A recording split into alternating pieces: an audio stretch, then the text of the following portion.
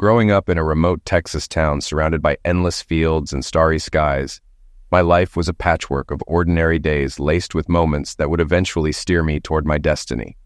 I spent countless afternoons exploring the dusty trails around our family's small ranch, letting my imagination transform the mundane into grand adventures. My father, a steadfast Air Force veteran, would often find me perched on the rusted remains of an old tractor, daydreaming of distant places and heroic deeds. He'd chuckle, ruffle my hair, and remind me that real courage often looks nothing like the stories. When I was 12, tragedy struck our family. A barn fire claimed not just our livestock, but my father's cherished Air Force memorabilia. Watching him sift through the ashes in silence, I saw for the first time the weight of loss on a man who had always seemed invincible. That moment became a turning point for me, awakening a resolve to build something that flames couldn't destroy. A legacy rooted in resilience and honor. My teenage years brought unexpected lessons in leadership. After my mother fell ill, I stepped in to manage the household alongside my younger siblings. It was during these years that I learned the value of patience and the strength found in small acts of service. While my peers were chasing fleeting dreams, I was learning what it meant to shoulder responsibility, not out of choice, but necessity.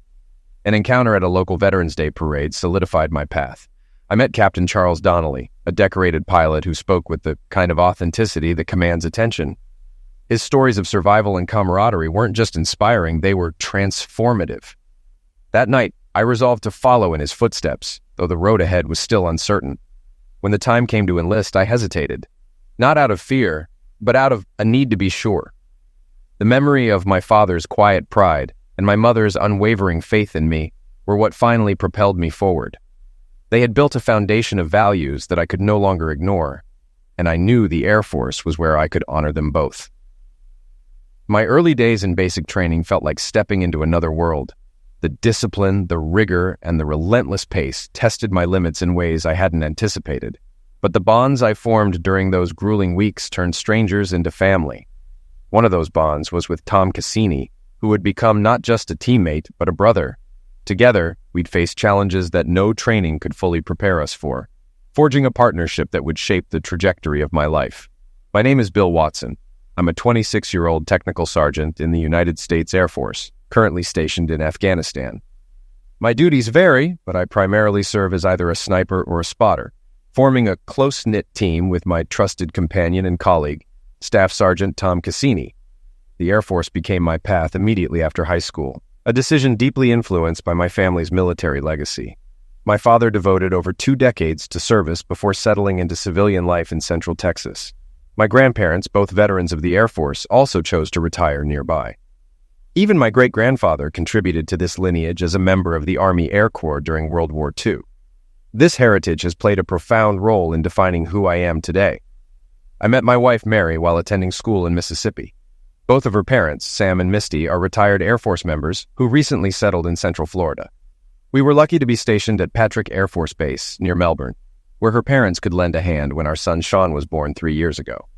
To ensure Sean's future, I started a small cleaning business that initially serviced our church. Over time, the business expanded to include contracts for base housing inspections, a strip mall, and a 3-story office building. The company now employs about a dozen people, many with military ties. Mary handled the scheduling and accounting, while I focused on sales and operations. For most of my 8 years in the Air Force, I worked as an avionics systems technician. However, when the Air Force sought volunteers for sniper training, I applied, qualifying due to my expert marksman scores. The promise of additional hazardous duty pay and the challenge of the role appealed to me, and Mary supported the decision. I trained alongside Marine and Army snipers in Georgia, where I met Tom, another Air Force airman. We formed an Air Force-exclusive sniper team and finished our training as top performers. Tom, previously stationed at McGuire Air Force Base in New Jersey, transferred to Patrick AFB just before our 18-month deployment to Afghanistan. 8 months in, we'd completed numerous missions together. Though I kept in touch with Mary, Sean, and our families through phone calls and Skype, the distance never felt easy. During one Skype call with Mary, I noticed a shadow moving in the background. Assuming it was Sean, I asked about it, but she said he was staying with her parents for the week. She speculated it might have been someone from the cleaning team stopping by. It was mid-afternoon in Florida, so I didn't think much of it. The following day, my phone rang, It was my friend Don Sterling, who sometimes helped out with the business. His voice was tight with tension. "Bill," he said hesitantly, "I hate to tell you this, but Mary's cheating on you?" I froze, struggling to process his words. "You're kidding, right?" "I wish I were," Don said, his tone heavy with regret. "Yesterday, I stopped by your house to check on Mary and see if she needed anything. Her car was in the driveway, but when I knocked, no one answered. The door was unlocked, so I stepped inside. That's when I saw her in the kitchen with Dick Smothers. Let's just say neither of them was dressed for company." His words hit me like a punch to the gut. I forced myself to ask, "Don, are you absolutely sure about this?" "I'm sure, Bill. I'm so sorry, man," he said, his voice filled with sympathy. "But you need to stay alert. If there's more going on, you'll want proof. And one more thing, make sure Sean's actually at her parents' place." I swallowed hard. "There's a law office in the building we clean. Stein and Green, right? Maybe I should start there." "Good idea," Don said. "I've got your back, but keep this quiet for now. Just between us and the lawyer." "Thanks, Don. I appreciate it." After hanging up, I sat there in stunned silence, my mind spinning. 6 years of marriage, and now this? Had the distance pushed her to this? I couldn't make sense of it. Determined to act, I went to the base's headquarters building and asked to speak with someone who could help. A desk sergeant directed me to an office where I met Colonel Lane. After a firm handshake, he gestured for me to sit. "Take your time, Sergeant Watson," he said. "Tell me what's going on." I spilled everything, Don's call, the betrayal, and my uncertainty about what to do next. As I finished, my hands were shaking, and I struggled to hold back tears. The colonel listened intently, jotting down notes as I spoke. When I was done, he leaned back, giving me a moment to collect myself. Then he picked up the phone. "Vic, it's Charlie. I've got a situation here. Can you come to my office?" "No, not that. Yes, the other matter. Also, see if you can track down USAF Staff Sergeant Tom Cassini." "Thanks, Vic." After hanging up, he turned to me. "Help is on the way. Just sit tight. You're not alone in this, Bill." I stood, uneasy. "I don't want to take up your office. I can wait outside." "Nonsense," he said firmly. "I'm here for situations like this.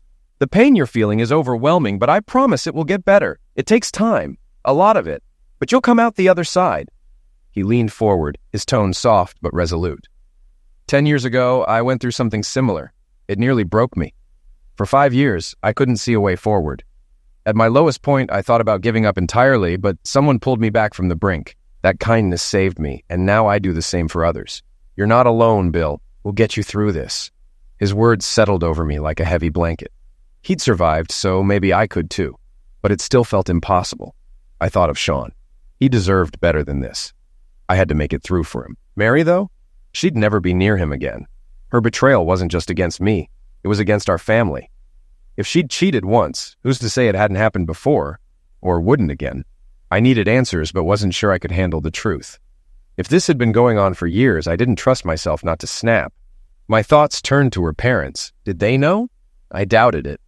They'd always treated me like family, but I'd have to tread carefully if I brought them into this. A soft knock interrupted my spiraling thoughts. Father Vittorio Barducci entered, followed by Tom. Tom came straight to me, kneeling beside my chair and wrapping me in a firm hug. "I heard what happened," he said. "Buddy, you have to hang on. We need you, and Sean needs you even more. You can't let her take him. Stay strong. For him." I shook my head, unable to speak. "Dig deep, Bill," Tom said firmly. "You've got to push through this. I'll help, and so will Father Vic. You're not alone." "I know, Tom," I replied. "My buddy Don is keeping tabs back home. He's already found proof, caught Mary with one guy in our kitchen, and he thinks there might be more. He's also contacting a lawyer to get things started." I sighed. Sorry for breaking down like that, but it hit me hard talking to the colonel. Let's head back to the tent. Maybe I can get some sleep. "We've probably got a mission coming up," Tom said. Don't worry about that," the colonel interrupted. "I'll adjust the rotation or even arrange emergency leave for you to deal with this." "Who's Don?" the colonel asked. "Don Sterling, a close friend. He's reaching out to Stein and Green, a law firm near Indian Harbor Beach. My cleaning company handles their office cleaning," I explained. The colonel looked at me with a curious expression. "You own a cleaning business?" he asked. I nodded. "Yes, my wife and I run it together, though I'm the sole owner on paper. She takes care of the scheduling and bookkeeping while I handle sales and operations." He gave a thoughtful nod. "That's good to know. Is the business properly registered?" "Absolutely," I replied. "Everything is legitimate. I worked with the base legal office to file all the necessary paperwork. We pay our taxes, and I manage payroll responsibly. Good, the colonel said firmly. I'll contact Don to get the lawyer's details and oversee things until your new attorney is fully involved. For now, head back to your tent. I'll notify your commanding officer that you'll need some time off. Thank you, Colonel, I said. A couple of days to sort myself out would help. After that, I think I'll need a mission to blow off some steam. Shooting calms me down. Colonel, Tom added, he's not kidding. We're like new people after missions. Major Kelly even says we're his most dependable team. Tense during the briefing, but focused and effective in the field. Are you both snipers? Father Vic asked. Yes, Tom answered. We alternate between shooting and spotting. We don't care about individual stats, it's about teamwork. Together, we've got 54 confirmed eliminations and 23 possibles. The CO trusts us with tough missions because he knows we'll get the job done. Commendable, Father Vic said. One spirit and two bodies. You really are a team. Absolutely, the colonel agreed. When Tom came in, his first thought was for Bill. They share the burden and the glory equally. That's why they excel. It's refreshing to see this kind of loyalty, Father Vic said. It's rare these days, but it's inspiring to witness. Colonel Lane jotted down Don's number before Tom and I left his office. While he and Father Barducci continued their conversation, Tom helped me back to our tent. I took a couple of aspirin, lay down, and was out cold. I woke around 10:15 a.m. after sleeping over 34 hours straight. The sunlight filtering through the tent walls confirmed it was daytime. Tom was by my side as soon as I stirred. Feeling better? He asked. Starving, I replied. Let me hit the latrine, and we'll grab chow. You've been out since Tuesday night, Tom said. It's Thursday now. You must have needed the rest. You even slept longer than after Mission 27 when we were up for 122 hours. I can't believe I was out that long, I said. Guess I needed it. What's this about phone calls? You got a few interesting ones while you were out, Tom said. The colonel's been busy too. Seems like he's been making calls to Florida. He wants to meet us tonight at 12:30. After a quick cleanup and a change of uniform, we made our way to the chow hall. On the way, a few of my tent mates couldn't resist teasing me with Sleeping Beauty jokes. Once inside, we bumped into Sergeant Lillian Rester from the JAG office. Well, back among the living, she said with a smile. Feeling better? You looked rough the other night, but I'd say that long nap did you good. I returned her smile. Thanks, Sergeant Rester. It felt like a system reboot, exactly what my body and mind needed. She nodded approvingly. You're handling things better than most would. Let me guess, a Dear John over Skype? It happens a lot, especially with the time difference. The colonel's great at dealing with these situations, which is why he works late. Thanks for checking in, I replied. Care to join us for lunch? She hesitated, then shook her head. I'd love to, but I think Tom has some things to discuss with you. How about dinner at 6 instead? I'll bring my friend Amy along too. Tom smirked. Why bring a friend? Lillian grinned. So you'll have someone to talk to while I chat with Bill. See you tonight, flyboys. As she walked off, I turned to Tom. Was she flirting, or am I imagining it? Oh, she's definitely flirting, Tom said with a chuckle. And I'm curious about her friend Amy. But first, let's eat. Sounds like you're starving. I devoured 2 slices of meatloaf, 3 of roast beef, a double serving of mashed potatoes with gravy, 4 vegetable bowls, 2 slices of apple pie, and a cup of ice cream. While I ate, Tom updated me. Don had called twice, and the lawyer had called once. Tom had the lawyer speak with the colonel. Don had also sent more photos, this time of Mary with a captain we cleaned for, and another guy who occasionally worked for us. It strengthened my case for custody of Sean, but fueled my anger even more. Still, I stayed calm. It just confirmed Mary's true character. After eating, Tom and I worked out at the gym before heading back to the tent for a nap. I wanted to be rested for dinner in the late-night meeting with the colonel. At 12:30 a.m., I showered, dressed, and we went to the chow hall. There, we met Sergeant Rester and a young Marine Corporal, Amy Stevens. After introductions, we grabbed food and sat at the same table as earlier. Tom hit it off with Amy instantly. Both were from upstate New York, raised about 50 miles apart. Lillian and I talked about our lives, families, and goals. She was from near Lexington, Kentucky, while I grew up near Austin, Texas. I shared stories about Mary, Sean, and our life before deployment, but kept my current troubles to myself. Before I knew it, 3 hours had passed. We said goodnight, promising to meet again for meals or maybe a movie. Tom and I headed to the communications tent so I could Skype Mary. It was mid-morning back home, so she should have been working on payroll. Mary answered quickly, looking polished except for a patch of messy hair in the back. We chatted as usual, with her sweetly saying how much she missed me. Tom and I kept an eye on the background for anything suspicious. Near the end of the call, Tom spotted a faint shadow on the wall behind Mary. It looked like a man's silhouette, but the lighting made it unclear. I frowned, and Mary noticed. "Bill, what's wrong?" she asked. "I thought I saw something behind you," I said. "Maybe it was just a reflection from outside." Mary reassured me with loving words, saying how much she missed my arms around her. But as she spoke, the shadow in the background exaggerated her words in a mocking way. When the call ended, the audio lingered briefly, and I heard Mary laughing with a man before the line cut off. Tom and I couldn't help but laugh at the absurdity of it. Mary's deceit was painfully clear. At that moment, I made a decision. She would never see Sean again. As soon as I got the news, I called my mom. "Mom, I need you and Dad to go to Florida and get Sean. Tell Mary you want to spend time with him. She's cheating on me, and if Sean stays with the Wilsons, she'll try to see him. Once she's served, she might even try to take him away." There was a sharp intake of breath on the other end. "She's what? Of course, we'll go, but why now?" "I just found out Tuesday," I explained. "Don Sterling, you remember him and Marie, walked in on her with a guy in our kitchen. He even took a picture. The divorce is already in motion. Sean's staying with Sam and Misty this week, but Mary will probably get him this weekend. I don't want him around her. I'd like to think she wouldn't bring men over when he's home, but I can't take that chance. We'll leave as soon as we can," Mom assured me. "I'll call Misty to see if we can stay there for now. Are you coming back soon, or will you handle this remotely?" "I'm not sure yet," I said. "I've got a meeting with my lawyer tonight. He's been through something similar, and Tom's been a huge help too." "Is Tom there now?" she asked.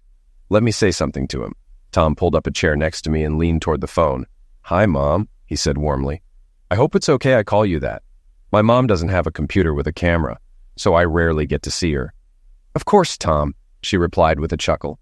"You're helping Bill, and that makes you family. Send me your mom's address, and I'll send her a webcam so you can talk face-to-face." "Thanks, but she'd probably be embarrassed," Tom said. "Since Dad passed, I think she's been seeing someone but hasn't told me. I should write her a letter and let her know I'd be happy if she's found someone." "You absolutely should," Mom encouraged him. "Sometimes parents forget their kids grow into adults. Now I'll get your dad moving toward Florida. Bill, we'll get through this." "Thanks, Mom. Love you. Be careful on your trip. Are you flying or driving?" "We'll decide after talking with Sam and Misty," she said. "And don't worry, we won't mention Mary's cheating, but we might feel them out on their thoughts about infidelity. We'll keep you updated." "Love you too, Mom. Bye." After the call, Tom looked at me and said, "Man, your mom is cool, but I bet she's furious. When do you usually call your in-laws? You probably want to see Sean." "Thanks, Tom," I replied, needing a moment to gather myself. "Let me take a moment to pull myself together. Could you grab us a beer?" "You got it," he said, leaving the room. I called the Wilson home. Misty answered after a few rings. "Hey, Bill, want me to set up Skype so you can talk to Sean?" "That'd be great. I haven't had a chance to talk to him this week." After we hung up, I noticed she was online again, so I decided to call her on Skype. "Hey, Mom, you look fantastic. I hope Sean hasn't been giving you and Dad too much trouble this week." "Oh, Bill, don't be silly," she said with a laugh. "Sean's a joy to have around. Honestly, sometimes I wish you had a dozen more just like him." Just then, Sean ran into the room, his little arms outstretched as he climbed onto Misty's lap. He beamed at the screen. "Hi, Daddy. I miss you so much. When are you coming home? Mommy says she misses you too." "Hey, buddy," I said, my heart swelling at the sight of him. "I miss you too. I'm not sure when I'll be back, but it might be soon. Maybe next month. There's a chance we'll get a break in the middle of the tour, but it depends on where we're stationed and what's going on." Sean's face lit up. "Oh, that's great. Daddy, I miss you a lot." "I miss you too, pal," I said warmly. "Have you been behaving for Grandma and Grandpa?" "I've been really good, Daddy. Right, Grandma?" Sean turned to my mom for confirmation. She smiled and ruffled his hair. "Yes, Sean, you've been wonderful. We're proud of you." Then she shifted her attention to me. "How about you, Bill? Everything okay over there? You look tired." "Yeah, Mom, everything's fine," I assured her. "Just busy. I might not be able to call for a little while, so make sure Sean keeps being a good boy and helps Mommy out, okay?" "Okay, Daddy. I'll help Mommy," Sean promised eagerly. Then his gaze wandered toward the door. Can I go play now? Of course, buddy, I said with a smile. I love you. As I spoke, I felt tears sliding down my cheeks. Misty noticed and gently helped Sean down from her lap. Before running out of the room, he turned back to give me one last look. I love you too, Daddy.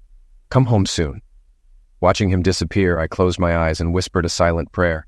Please, God, protect my boy. Keep him safe from damage and away from her manipulative ways. Just let her stay out of our lives. When I opened my eyes, Misty was staring at me, her expression serious. Bill, something's going on. I can see it in your face. What's wrong? Are you in trouble or about to do something dangerous? Don't think we're clueless about what's happening over there. So, spill it. What's really going on? I took a deep breath. Misty, I swear I can't talk about it yet, but changes are coming, and you'll know soon enough. Trying to lighten the mood, I added, oh, and by the way, I spoke to Mom earlier. She and Dad are planning a surprise visit to see you and the kids. They want to take Sean to Disney World. You could go too. Doesn't that sound fun? Her eyebrows shot up in suspicion. Bill, I know you too well. What aren't you telling me? Listen, I said carefully. I promise I'll explain everything when I can. Maybe next week or the week after. For now, please just trust me. She folded her arms, clearly unconvinced. Well, I might just dig around a little. Maybe one of my friends knows what you're up to. Misty, please don't, I pleaded. This has to stay under wraps, especially from Mary. I mean it. She can't know anything. Honestly, I wish you didn't even know this much. I'm begging you, let it go for now. Please. She stared at me for a long moment before reluctantly nodding. Fine, but I want answers soon. Got it? Yes, ma'am, I said, trying to sound lighthearted. I swear you'll know everything as soon as I can share it. I love you all so much. Just wait a little longer. All right, she said softly. But you better tell me soon. We love you too, Bill. The longer you wait, the more I'll worry. I promise I'll explain everything when the time's right, I assured her. I love you guys more than you know, but I've got to go now. Take care. Bye. I ended the call and sat there wiping away more tears. I wanted to trust her completely, but I couldn't. Not until I could talk to her face to face or until Mary was officially served, whichever came first. Tom walked in, handing me a beer. Here you go. Let's head back to the tent and unwind. We spent the next couple of hours sipping our beers in silence, each lost in our own thoughts. I told him about my conversation with Misty, and he guessed she might be worried about a mission or me coming home. Either way, we couldn't figure out what she thought she knew. When it was time to eat, we made our way to the chow hall and joined Lillian and Amy. We ate, chatted for a bit, and then said our goodbyes. The women headed off for their midnight to 8 a.m. shift, and Tom and I walked to headquarters to meet with Colonel Lane. At the JAG office, I greeted the receptionist. Good evening, Sergeant Rester. We have a 12:30 appointment with Colonel Lane. She gave us a polite smile. He's expecting you. One moment, please. She disappeared down a hallway and returned a few minutes later. The Colonel is ready for you now. Follow me. Tom and I stepped into the Colonel's office and took the 2 chairs in front of his desk. He was on a call but looked ready to wrap it up. We sat quietly, waiting until he finished. After hanging up, he turned to us with a welcoming smile. Sergeants Watson and Cassini, good to see you again, he began warmly. I've got good news, even better news, and fantastic news for you both. Let's start with the good news. Your lawyer in Florida, Walter Gronblatt, has agreed to handle your divorce case pro bono. He specializes in civil cases, while Ernest Stein focuses on criminal law. So you're in excellent hands. From the evidence gathered so far, it's clear that infidelity are undeniable, which should make this an uncontested divorce. Especially since you're serving overseas, that fact alone carries significant weight with the court. The Colonel leaned forward, his tone steady and confident. Now on to the even better news. Your company isn't directly tied to the divorce. While your wife may have a claim to part of it, her position is weak. Since the divorce stems from her actions and she isn't listed as an officer of the business, her claim is flimsy at best. Florida isn't a community property state, but it does account for marital and non-marital assets. Because you started the company during the marriage, the judge may grant her a monetary settlement for her contributions as an employee. But that's about it. How are the company finances set up? Does she receive a salary or just a share of the profits? Colonel Lane, I explained, we both draw salaries from the business. Any profits are deposited into a trust fund for our son's college education. A portion is set aside for maintenance, but the rest goes into the trust. Why do you ask? The colonel's eyes lit up with approval.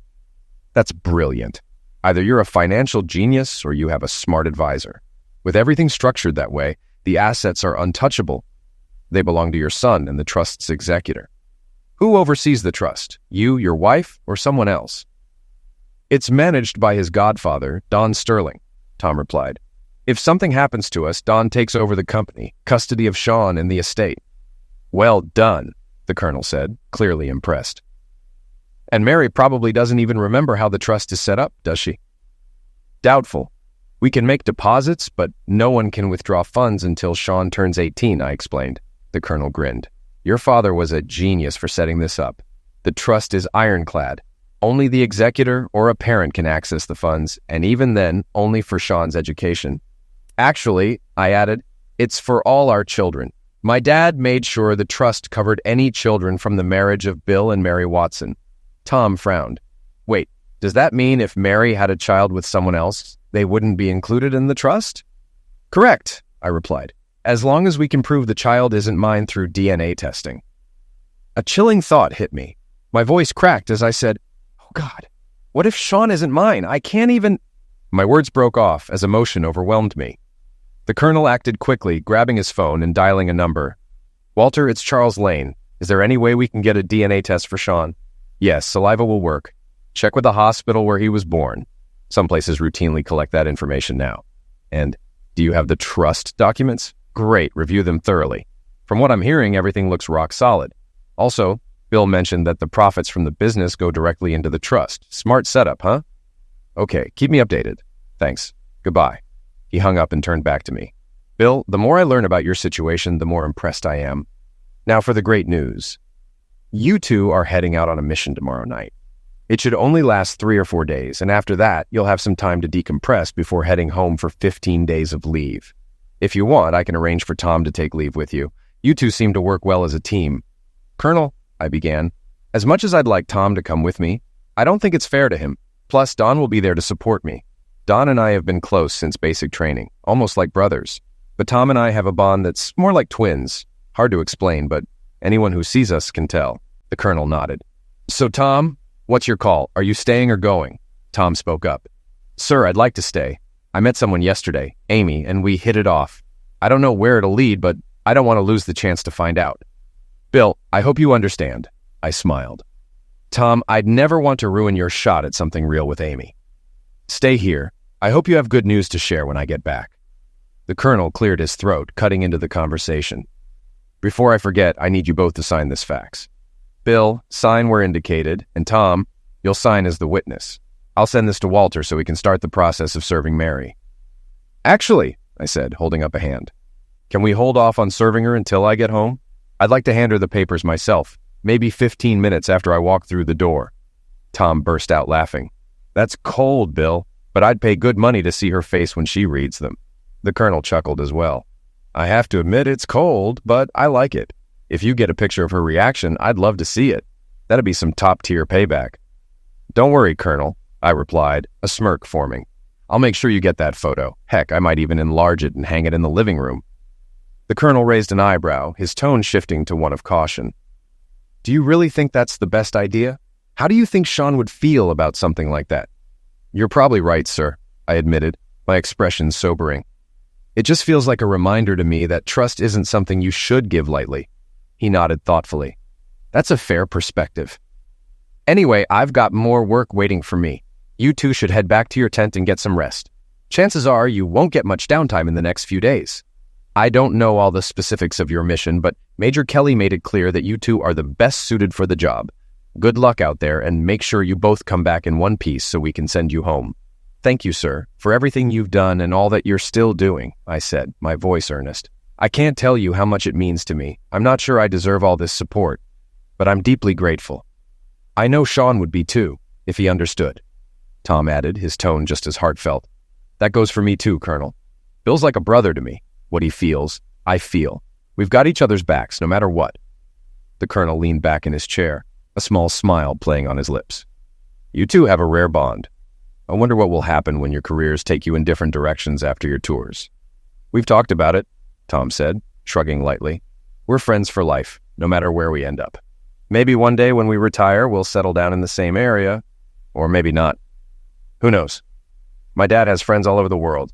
They stay in touch regularly, some of them every day, thanks to the internet. He says it keeps him grounded. The colonel chuckled. Your dad sounds like a wise man. I might take that advice myself and reconnect with some of my old friends. Thanks for the idea. Now, go rest up. I'll handle things here, and Walter will keep everything moving back home. Focus on your mission, and come back safe. Thanks again, sir, I said, standing to leave. I'll see you soon. Same here, sir, Tom said. It means a lot that you're here for my brother. That's why we're here, Tom, to support those who serve. As we stepped out of the office and into the reception area, I paused and turned to Sergeant Rester. We're heading out for a few days on assignment, but when we're back, I know Tom will want to see Amy. As for me, well, I'd like to spend some time with you. Nothing too serious, just to get to know you better. She smiled warmly. I'd like that. I'm not tied down right now.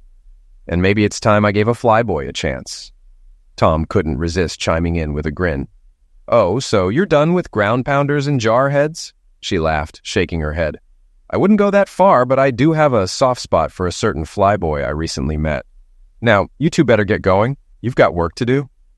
Looking forward to it, I said as we walked out the door. Once outside, Tom shot me a sideways glance. Bill, I think we might have just set ourselves up for something we weren't ready for. This might be the time to stop running, or run faster. I nodded, smiling wryly. You're not wrong, brother. But right now, all I can think about is getting some sleep. 5 days later, we returned from the mission, stepping off the helicopter feeling oddly serene.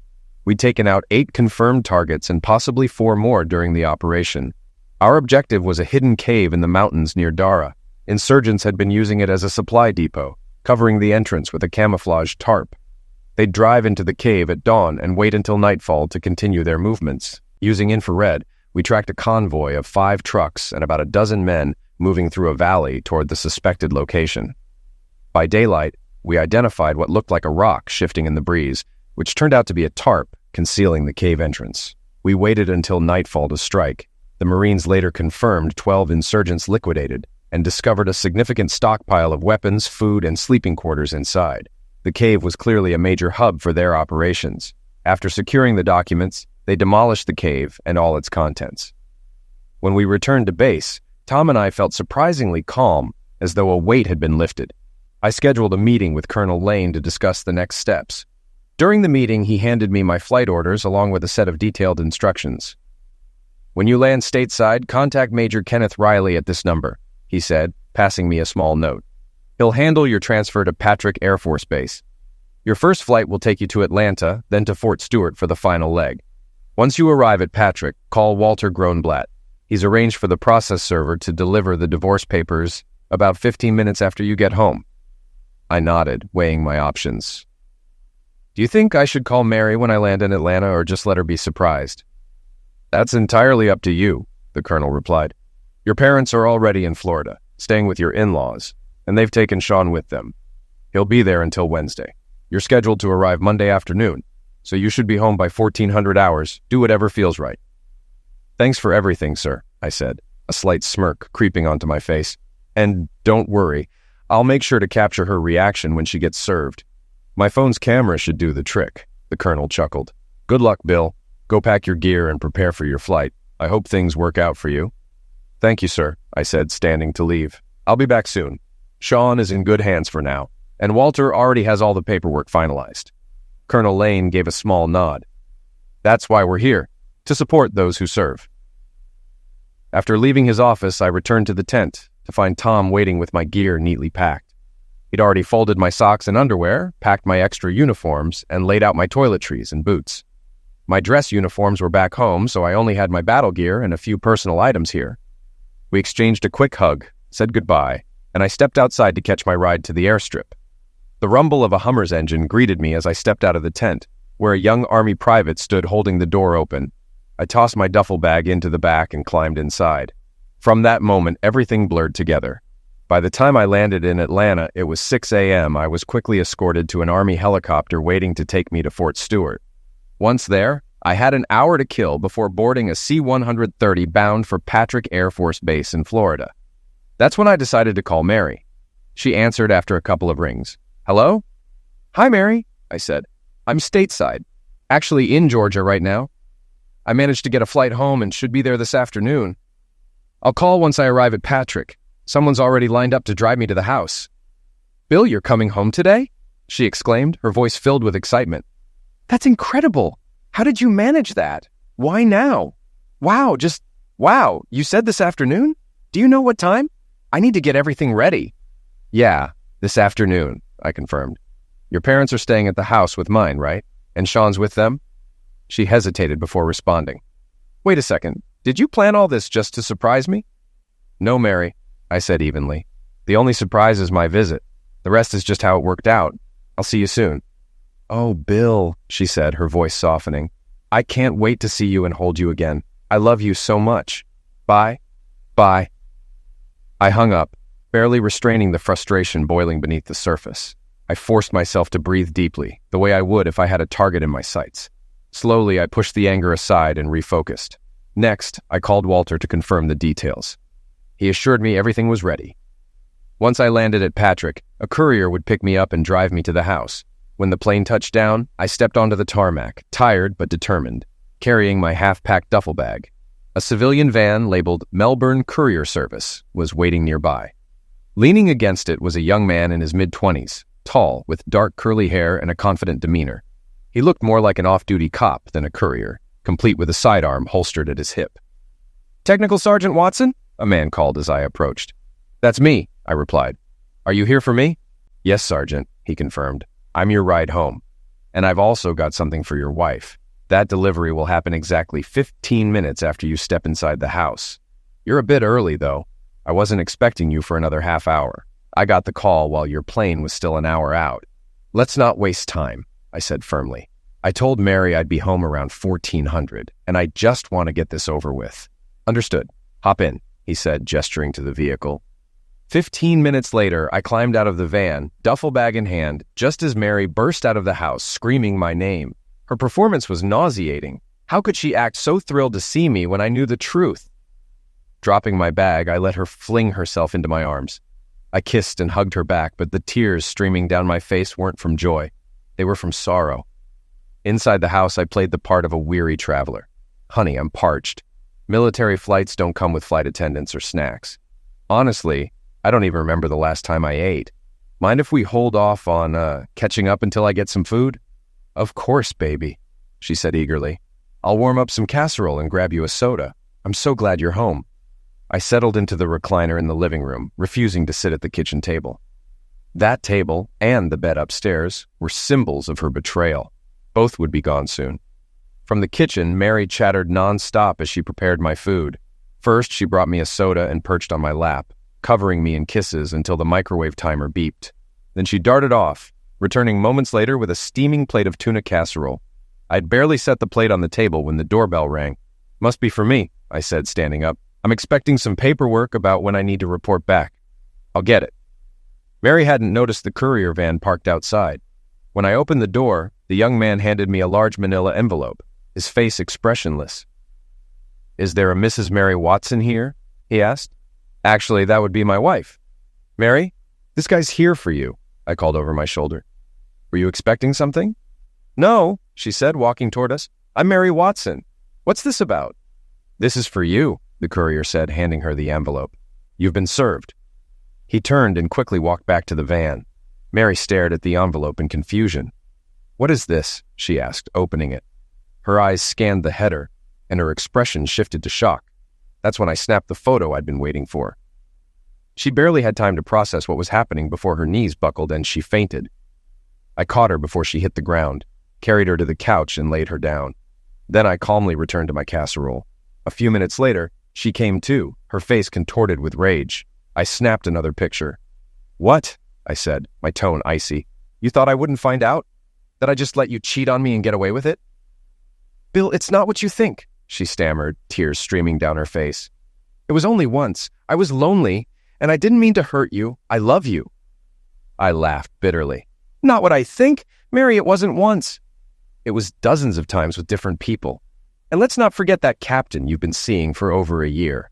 Did you really think I wouldn't find out?" Her sobs grew louder as I continued. Now pack your bags and get out. You're not staying here. Oh, and before you go, answer me this. Do you even know if Sean is mine or is he someone else's kid? Tell me, Mary, do you even know who his father is? Mary curled up on the couch, her entire body trembling as sobs racked through her. Without a word, I grabbed my truck keys and duffel bag and walked out the door. But I didn't get far. At the end of the street, I broke down, gripping the steering wheel as tears streamed down my face. 10 minutes later, I saw Dick's mother's car turn onto the street, heading toward my house. A surge of anger shot through me. I started the truck, turned it around, and drove back. When I walked in, there was Dickie, sitting next to Mary, awkwardly patting her shoulder and murmuring something I couldn't hear. "Dickie, get out of my house before I throw you out," I said, my voice low and cold. "Haven't you caused enough damage already?" He stood up and raised his hands defensively. "Whoa, man, I'm just here to comfort her." "Comfort her? Are you serious?" I laughed bitterly. "You actually think you're special? She's been with more men than I can count, some right here in this house. Did she tell you that? Or did she make you believe you were the only one?" Dickie's face fell as his gaze darted to Mary. For a moment he stood frozen, then turned and left without another word. The door clicked shut behind him, leaving just the two of us. Mary looked up at me, tears spilling from her eyes. "Bill, that was cruel.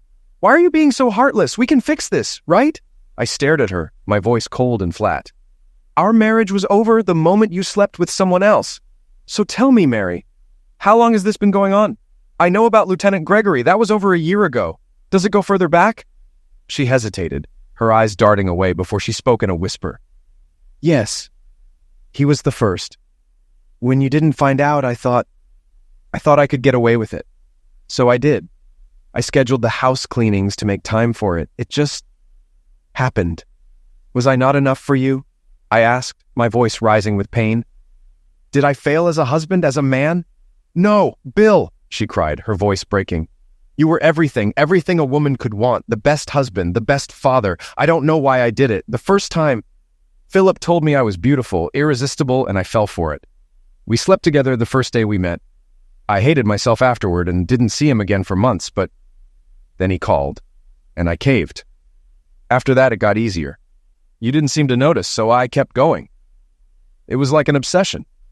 She paused, her voice trembling. "I'm so sorry, Bill. Don't apologize to me," I snapped.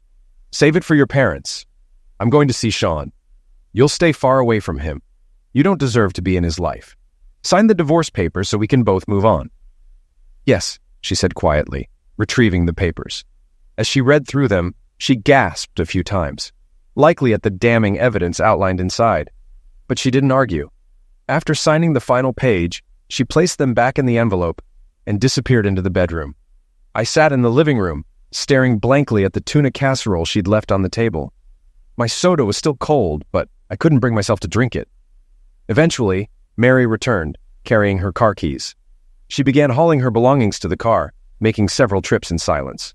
Finally, she came back one last time and knelt at my feet. "Bill," she said, her voice cracking, "I've hurt you more than I ever thought possible. I'll never forgive myself for what I've done to our family. I love you. I always have, but I don't deserve you. Please, just tell Sean I'm sorry.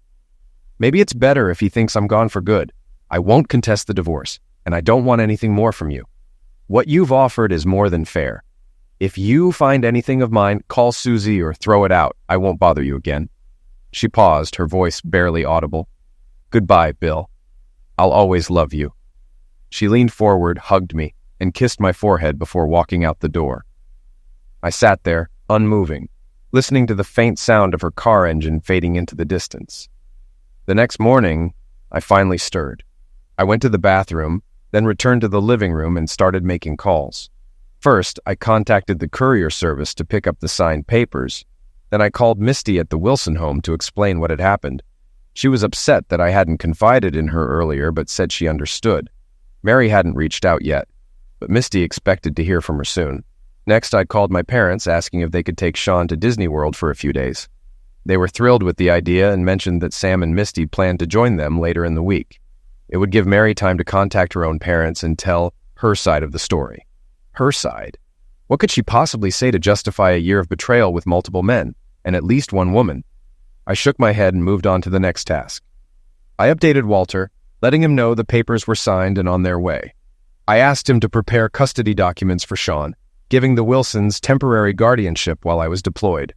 Since I wouldn't need base housing anymore, I made arrangements for my cleaning service to pack up my belongings and store them. I knew the military wouldn't let the house sit empty for long. After combing through Mary's laptop, I discovered a few damning photos attached to her emails. I transferred them to a flash drive to hand over to Walter when the courier arrived.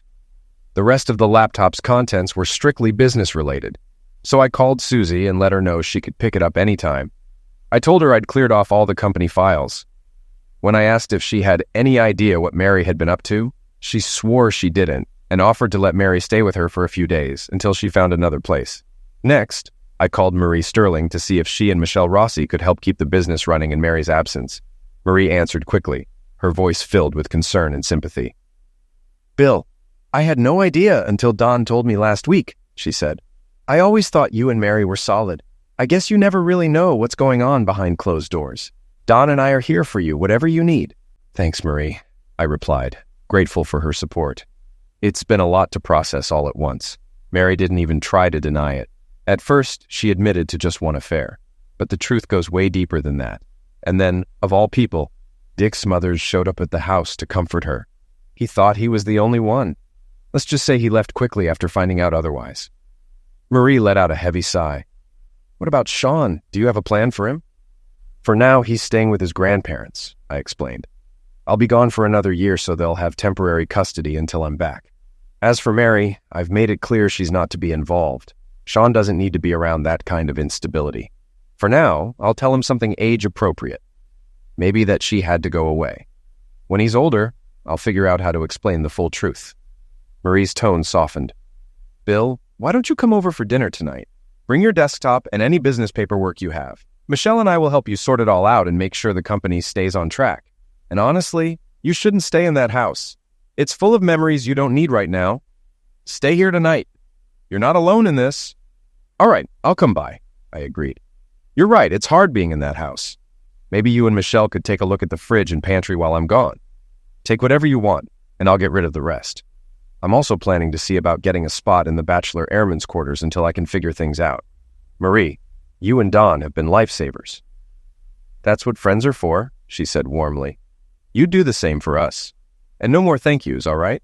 Just let us help. Oh, and bring some beer if you have any. Don's been having a rough week, too. This whole thing hit him hard. He wasn't sure whether to tell you right away after walking in on Mary, but I insisted he call the next day. You needed to know." "I get it, Marie. I'll explain everything tonight. Tom's been a rock for me through all this, too. He, Don, and I are like brothers. It's been a team effort to keep me standing." "Good," she said with a smile in her voice. "We'll see you tonight, promise?" "Yes, Mom," I replied, chuckling. Marie always had a way of lightening the mood with her motherly demeanor. That night, I brought everything over to Marie's. Between her and Michelle, they took control of the business while I focused on putting my life back together. Sean stayed with his grandparents for the next year while I finished my deployment. When I returned, I had started dating Lillian, who had decided that maybe flyboys weren't so bad after all. Her enlistment is up soon, and she plans to move back here once her time at Fort Hood is over. Sean adores her. He took to her right away. Sometimes when he's tired or cranky, he'll say, "I miss Mommy, but she was bad and had to leave." He's only 4, but he's sharp as a tack. Misty enrolled him in a pre-K program, and he's already reading, writing in print and cursive, and counting to 100. Misty jokes he'll outsmart me in no time, and honestly, I wouldn't doubt it. Everyone, Sam, Misty, my parents, Don, Marie, Tom, Colonel Lane, and especially Lillian, played a role in helping me heal. Walter also made the legal process far less overwhelming. From drafting the divorce and custody papers to walking me through the hearing, he handled it all seamlessly. Mary showed up at the hearing with her lawyer. She's now living in Orlando and working a steady job. Her mom gave her an earful when she first returned home, but things between them seemed to be improving. Therapy was a condition of the divorce, and according to her mom, Mary has no interest in dating. She's finally come to terms with the damage she caused. As for me, I'm moving forward. Lillian and I are engaged now, and we're planning to get married once she's out of the military. Sean has been my biggest source of strength, often climbing into my lap to hug me and say, "It'll get better, Daddy." And he's right, it already is. I'm still working as an avionics technician with the launch group and am set to get new stripes this fall. Rumors are swirling about possible transfers out west, to places like Barksdale or Diess, but wherever I go, my family will come with me. Tom has returned to McGuire, and Amy has a few months left on her rotation. There's talk of her coming home early, but nothing is confirmed yet. She plans to leave the military when her enlistment ends next year. Funny enough, Tom and I both proposed to Lillian and Amy on the same night. Life may have thrown us some hard punches, but we're both standing tall, ready for whatever comes next.